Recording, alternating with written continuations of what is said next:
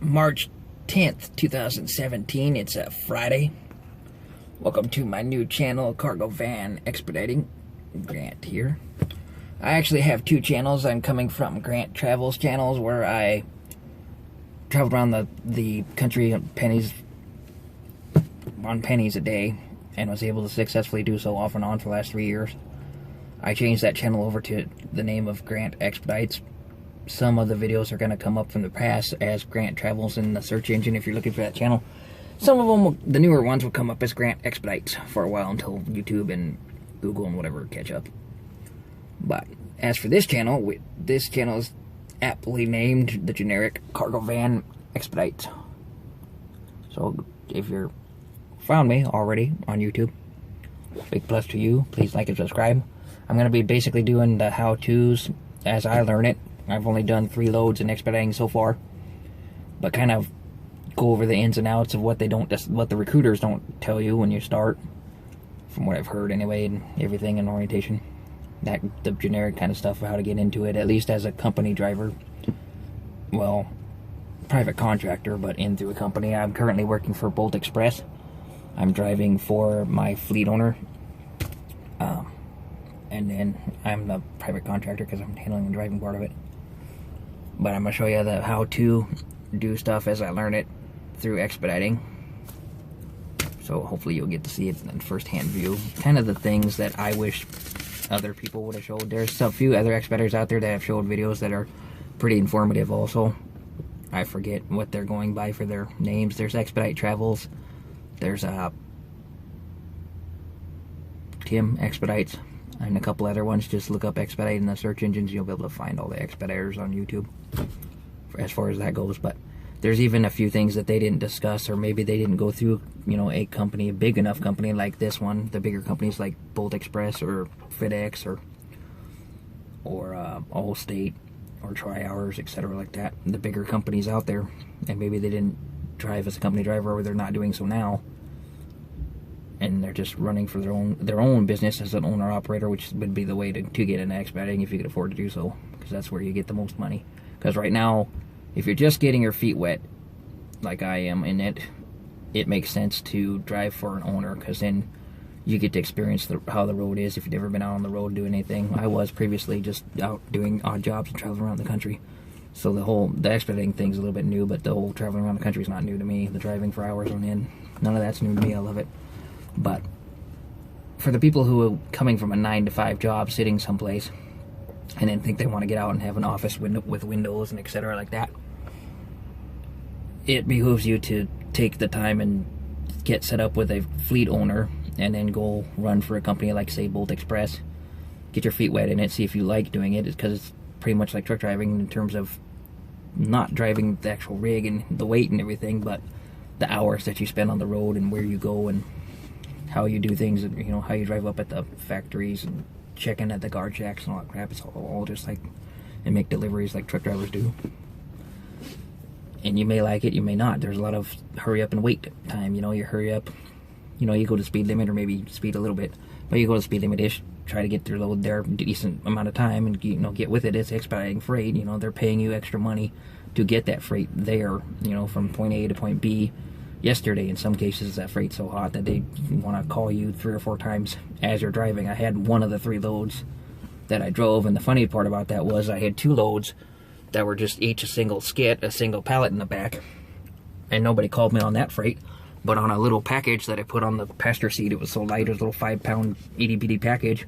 The first factory, the shipper, was late assembling it, and the person didn't get the email in time and stuff. That made me a half an hour late. I mean, I left the shipper when I should have been at the receiver in terms of time frame. And so, of course, the receiver's calling Bolt, and Bolt's calling me back. And, well, I'm driving down the road, whatever that was in that box, they really badly needed. And couldn't afford the extra hour or whatever that she set us all behind, kind of, the factory people did. But there's nothing I can do about it. I actually did speed a little bit on that load to get it there, but not too excessively to have lost my license or anything if something happened. But you deal with the pressure and you do it. And some people can't put up with that pressure. Some people can. I mean, it's a good and bad thing. I mean, it pays really well on some loads, not so well on another. You can totally negotiate how much $1 a mile you'll do, etc. for your load or not. And so, I don't know, if you're a good talker, I guess you'd be good at this job, and that's the part, the whole negotiating this and that for the best price, knick-knack stuff, you know, as long as I make it more than $1 a mile. Obviously, I'm happy at anything at more than $1 a mile, but it's not worth going into all that in this video. But anyway, I can make pretty good money. I mean, the other day I made a load, made pretty much $30 an hour after you consider all my other expenses out of the way, the fuel and the owner's part and everything else. I made like $30 an hour, and then this morning's freight that was hot, like I say, that one little thing paid me $50 for an hour worth of, not even an hour worth of driving. Actually, it was 10 miles down the road, but it took like an hour for them to get it, you know, assembled and put together in that package. So I mean, it was more wait time than load, but, and I happened to be at the right place at the right time. I guess I was right around the corner from where the pickup was. Otherwise, Bolt wouldn't even messed with that load, because I wouldn't have made money. They wouldn't have made money. It wasn't worth it, but I happened to be right around the corner, so like, oh, we'll bid on that for them. But you'll like this type of job. Some people like this type of job, some people won't, and then there is a bunch of things that I'll go into and further in the video when I go over the orientation and stuff on a different video, because this one's getting pretty long. But there's things that I wish I would have known coming into it, that maybe some other expediters on YouTube, like I say, watching the YouTube videos, maybe they didn't go in expediting that way. Maybe they're their own owner-operators, and they don't want to cover all the knick-knack paperwork and other stuff you'd have to do or something on video. And obviously you can't show some of the paperwork and everything on video, obviously, and some of the freight and etc. But the details, like I could have been, well, a couple different things is the first 3 weeks coming in. From when you sign up, you get 3 weeks out until you get paid on your settlement anyway, but you have a fuel card that they give you that you can put fuel on, but they charge you, Bolt charges you $5 every time they load it, and then the card company they go through charges you $1.50. So basically every time you use it, it's $6.50 for fuel advance, and then they charge you 15% of whatever you try to get cash out on top of the fuel. So basically it's an incentive to try to keep you just using fuel. That's a good thing. It's both a good thing and a bad thing, because they give you a data card and you have to pay $6.50 every time you use it, but that allows you to get out there and do loads if you don't have the money going into it. As per I thought, you would have to have 1,000, and it is the case. You'd have to have a good 1,000 in cash set aside just to take care of your food and gas cost and everything else to keep this big heavy van rolling. I'm sure it's even worse for sprinters or trucks for the first until you get your first settlement, because of the fact it's 3 weeks out before you get paid. The recruiters will not tell you that it's 3 weeks until you get paid. You just go out there and wing it on your own dime for 3 weeks, and then you finally get paid. But I can see, like the $30 an hour, the $50 an hour, all those little things, you know, I get more and more miles, that's going to add up nicely to a good, nice settlement, depending, you know, how well your fleet owner pays you and etc. But there are things that I wish I would have known going into orientation. Not enough to get me to not do it. I still consider this to be my dream job, so to speak, because before this I was trying to find, I didn't want to do the 9 to 5, 40-hour work week, stay in one place for the rest of my life, you know, women, kids, family, big-ass house, that stuff, like your typical American dream. I just would not have been happy with it. And at the same time, I didn't want to roam around the country like a bum like I was doing. Don't get me wrong, I was happy living at, you know, sometimes with $1.50 in my pocket and not even have enough for the rest of my meal, but I was happier than sometimes when I had an $800 paycheck when I was working. But if I could find something that would marry the two, and this is what expediting does, it literally pays me to drive and do what I love. So, finally, after a couple years of trying to get into it, through smaller businesses and stuff like that, I settled for going for a bigger company like Bolt Express, and was able to get on with them. So, anyway, enjoy the rest of this video. It's the basics van tour. If you want to see a van tour coming up of basically what an expediter van looks like, and then that'll be it for this video. This video is going to be pretty long. Like and subscribe. Check out the next clip. Peace. And stuff. There's Bob Evans. Starbucks is right behind me. I'm in the Starbucks parking lot. I bought a bunch of stuff the other day. Brand new GPS. After my Montana state income tax came in. Have my pens up there for work. Constantly having to have people sign and me sign stuff. So I'm constantly going to have pens on me. There's my information on Bolt Express ID. Let's see. This is where my work phone goes. It's in my pocket at the moment, but I usually put it there, and then if it rings, I get that. Here's my, what I guess I would call my personal phone. My mom and my ex-girlfriend and about 10 other people call me every now and then on it. But I purposely didn't give them my work phone number. That way I can be sleeping in back, and then when that phone rings, I know it's for work. It's either my fleet owner calling or one of the dispatchers for work calling. That's what it ends up being, my music phone or my backup phone if this phone that I'm currently using's battery's down for when I'm playing movies or anything like that. Right now I've got it plugged into the transmitter, so it's always playing there whether the van's on or off, and always plugged in anyway, as you see. It goes off there. It's plugged into this, transmitter is transmitting to the radio, and then I can listen to my own music from my phone because I got tired of hitting the seek button all the time on the work van radio, basic AM FM radio. Had to buy an extra thingy to plug all 4 of those USBs in because I have so much equipment now to charge. And I'm not done buying crap yet. Eventually I'm going to have to buy, or not going to have to, but I'm going to want to buy I found a $40 CB radio kit from Walmart on the website. I don't know if I'm going to be able to find it in the Walmart store itself, but it had a nice,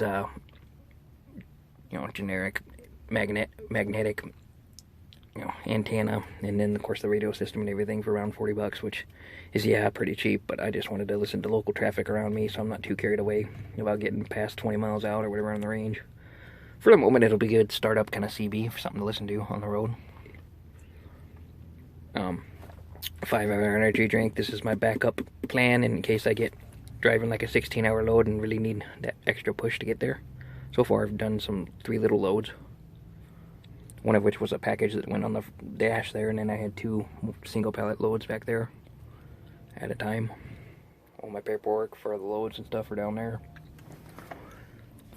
I bought the curtains and bought and installed curtains last night from Walmart. Good blackout curtains with the, pretty easy to do in a van because the van's already got those holes built in on the corner, so you just stick the shower curtain rod thing in there, extend it out, put your curtains on it, there you go. But if you're going to do this in your own van, make sure you grab the shower curtain rod, not the regular window curtain rods that they sell next to these curtains, because they're not wide enough. The widest they go is like 48 inches. And for a car or van, you need to go at least 72 inches, usually 63, 72 inches to get across. Learned that from my Chevy Traverse, and then of course the van's slightly wider than that. But a shower curtain rod works well, and barely fits the hole for the regular window curtains. Because everything worked without having to tweak it too much. My luggage bag is down there somewhere. All my clothes are down underneath the bed. This is the bed, and it's basically a bunk right there. I don't know if you see, just 2x4, I think. So it's pretty sturdy, and then plywood. And then my bunk, which I'll show you from the other side. But bear with me on the wind. I'm warning you ahead of time. It's not as bad as it was a couple days ago, but it's still windy. So here we go. I'm going to try to do a van tour. Notepad in case I need to write anything down as I get in the load and time. And because when they call you, you pretty much have to do the math in your head as per if the load's going to pay well enough to go there or what. Like say they send you 200 miles and they pay maybe $1 a mile, just make the math easy. That's $200. Well, $100 of that, or a little bit less than $100 of that, goes to my fleet owner. I just do it in my head as half-half, even though I'm actually getting 60, he gets 40, plus fuel surcharge. But then you've got to figure in your fuel cost for 100 miles in this thing. Probably takes 20 to 30 bucks at least. But then, like I say, I get 60% instead of 50%, 50-50, so it kind of adds, between that and a little $8 or $10 fuel charge that they do, it kind of takes the difference out if you just think 50-50 to make the math easier, so you can add it up fast and determine if it's worth your time to take the load. I'll take anything at $1 a load or higher, obviously, because then you are making profit. You go below $1, you start to wonder whether you're going to break even. If you go too low, like 62 cents a mile or something, then you won't be breaking even anywhere you go, unless you get an added extra on, like deadhead or dry run or something, some kind of deal, or detention time. They even pay you for detention at docks if you have to give them the first 2 hours, but if you're there longer than 2 hours, they start to pay you for your wait time. So if you can get little add-ons like that, or if you know you're going to a dead zone that they'll be sending you to, and you won't be able to get a load back out of where you're at. Maybe it's a good load, $300 or $400 to get down there, and then, you know, wherever you go is a dead zone for freight and you can't get back out. You're gonna have to count that into whether it's worth your time and effort in the fuel costs. You always have to keep that in mind. And basically, when you arrive at the shipper, you have to go on to my work phone, onto a mobile app that they have, and message them that you've arrived. Oh, I might have a new job. Oh, great. Check that out. Anyway, message them that you arrived. Then you message them that you're loaded, and then you message them that you arrive at the drop-off point, and then you message them that you got emptied. So between all that, it feels like you're actually working. The way you have to get on that phone and message them every single time, and they're tracking you anyway. I called the other day on my first load, pretending to be lost when I got 3 quarters of the way there, just to see if they knew exactly where I was at, and for sure, she named the intersection, where I was at, and everything. So they track you on the phone. They have a tracking app on that phone. On the work phone I bought, specifically for that, you don't have to have a separate work phone, but I did it just to make things more simple. Side of the van, of course, Bolt Express, time critical. My DOT stickers are down there. When I first got up there, we took a couple hours at the shop peeling off all State Express off it, or I think it was FedEx van. Yeah, FedEx Custom Critical before this. And then when we got up to orientation, the orientation people put that on. Put all the markers on. I'm at the leeway. Driving a cargo van, because of the weight, you don't have to mess around too much with the CDL or anything, so I can drive this, even though it's a commercial vehicle and has commercial numbers and stuff like that, without a CDL, because I'm weight restricted. I can't pack too much in the van, can't pack too much anyway. It's not until you get into Sprinter weights, where if you have a dually Sprinter and stuff, where you can pack what's CDL required weight, and then you'd have to have a CDL to do it. But I'm gonna get it anyway. That way, they do send you some loads in the van that are not as heavy as what we require for CDL. You know, that the van can't take and that I can't take, but they, you know, if you have a CDL, you can still take them, just because of the way the paperwork says it. My fleet owner left me extra crap like window washer fluid and antifreeze and stuff. Hope I don't ever have to use it. Those straps suck. I'm gonna have to buy some new ones. One's decent, one sucks. That board you put there, basically you put the first pallet here, have the straps back there, you bring it back here, and you strap them down on that outside here, so it's easy to strap down. If you just have a single, like I've been having, or if you have two, you put the first pallet way up there, put the second pallet here, and then that board comes up to here, because there's going to be about a foot space to tighten it up so that the pallets can't move around and jingle and hit each other and damage your product. And outside of that, you just strap them all down, crisscross. That way. I have a Mr. Buddy heater that I haven't done yet that my fleet owner gave me to use for right now. It's got a full tank of propane. I got to clean the heater, and so far I've just been sleeping in the sleeping bag. It hasn't been extremely cold enough temperatures to make me get out there and mess with it and clean it up. I don't know if I'll ever use it or not. Never been too much of a problem yet. But that's pretty much all your space. 2 spaces for 2 skids. So, supposedly that's put up there so that you don't damage product at the top of the pallets when you put in there, if you have fragile kind of product that you drive with or something. And plus it helps reduce the sound a little bit and stuff, but it's all, other than that, it's almost pure metal. I mean, there's a thin piece of insulation all the way around it. I'm thinking I might do something heavier, but I like how Reflectix keeps the temperature a good 10 or 15 degrees cooler or hotter or whatever you need, you know, difference in the inside the van from outside temperature. But Reflectix kills your Wi-Fi and your cell phone signal big time. It just puts you in an aluminum can. So I'm gonna have to look into Home Depot or something for maybe thicker insulation, like foam insulation that wouldn't be like that with cell phones. But that's outside. Eventually I'm gonna get those windows so they look decent like these ones on the side windows. Originally Bolt didn't want to take on this van because it didn't have solid panel doors, but my fleet owner has enough vans with enough different people that he had some leverage, and they said fine, we'll take you. And then plus this van has 605,000 miles on it, the body, which is another reason Bolt didn't want to take it. But it has a brand new engine, which he was able to back up with paperwork, and a brand new transmission and stuff like that. And so it's he did that on purpose so that he fits into the category. He's only going to keep this van for 3 to 6 months, maybe 6 months. Depends on how much I'm making money with it. For one thing, how well it's holding up. For another, and then if it takes a dump on us for some reason, even though he's got new equipment in it and it shouldn't, he's also switching his fleet over to Sprinters like everybody wants. So eventually I might be able to drive a newer Sprinter, but I wanted to get my feet wet, so to speak, driving something smaller, bigger than my Chevy Traverse, but smaller than a Sprinter or like a semi or a straight truck or whatever it would be. This is a nice thick heavy comforter that it was in the shop, but when I came there, this thing is like heavy. It's like 7 pounds or something, thick wool or something kind of comforter. That thing is nice and toasty between that, especially between that and the sleeping bag. I sleep nice back there. I put these 2 sets of curtains up, as you saw, back side and front side, and then it'll help keep the heat in and keep the light out and so on, so that if I have to drive all night long sometime, I can sleep during the day. Hopefully it'll be dark enough back here to sleep during the day. 4 triangles, hard hat, duct tape, zip ties, more straps, my luggage. There's right there is another battery terminal that I could use eventually for another battery, but it's disconnected up front, so if you're wondering if I got a short or anything, it's drained power, it's not. It's disconnected from the battery up front, but the wire is ran already.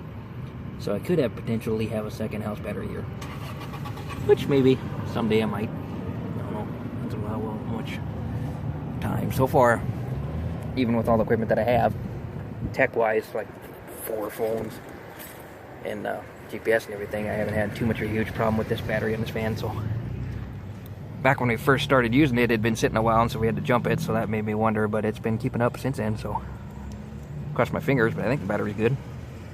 One thing I like about my fleet owner is he already got that kind of stuff set up, where he's got accounts at AutoZone and Valvoline and Firestone and a bunch of other places. That way, if anything ever happens, I can just pull in there and they fix it and they send him the bill, pretty much. That's the idea that I like about it. That whole end of it is he backs his stuff up. Because he's been out here and done this. It's been a few years since he's done it, but he's been out here. And that makes a difference when you have somebody that has been out here doing our daily struggles, I guess, so to speak. I haven't had much struggles yet. Again, cross our fingers, knock on wood. But hopefully. But anyway, that's the basic tour of the van so far. Hopefully the wind wasn't too bad. Like I say, I'm going to get a CB radio and hook it up down underneath there sometime. And I got to buy me a clipboard for work and some other crap, but that's pretty much the gist of a expediter van, a basic cargo van used for expediting. Some other people use the same kind of van in a passenger van. It's when they're owner operators, it's way cheaper to buy a passenger van, strip the seats out, put some stuff all over the windows, back windows I mean, and then go expediting with it, just because the same size van which is basically the same exact van, in a cargo van is through the roof in terms of money that they want for it. Even higher priced or higher mileage vans like this, as long as they're, they have backing up the proof of the engine and the transmission and all that, it would be worth something. Almost more than passenger vans sometimes. Just because of the industry. Same thing as like RVing. Anything that's RVing is like that. And that woman about hit me on camera. Good thing she didn't. I'd be here all afternoon having to handle that deal, but I pay $55 a week. Pretty much insurance to cover myself driving through Bolt, and it's mandatory. And then that's going to go on be ongoing, as it also covers the cost of orientation. Orientation was like $250 between taking a drug screen there and the background check and all this crap that they have to run for you to be able to drive. So that's going to be an ongoing cost that I'll never be able to get rid of at $55 a week to be a company driver, so to speak. But I'm an independent operator, independent owner. Independent contractor, working for a fleet owner. So essentially I'm self-employed. Even though technically I still answer to Bolt and I answer my fleet owner at times, depending on what. But on an everyday basis, I'm the one who determines whether I go take this load or not, or work for this many hours or not, or this much pay or not. And as such, I'm going to have to file 1099 at the end of the year, and so I'm keeping all my receipts and crap to file for self-employed like everybody else does for taxes for that, and get to learn how to do that part of it next year. I'm not looking forward to. But I've heard they give us a per diem of like $60 a day, supposedly, that you can spend on food and stuff like that, and that the government can't touch, I guess. And then another per diem on fuel and yada, etc. So it pays to keep track of your receipts so you can prove some of it. Anyway, that's the tour of the van. The video's getting pretty long. I'm gonna get this uploaded. Like and subscribe, leave comments, and we'll catch you on the flip. Peace.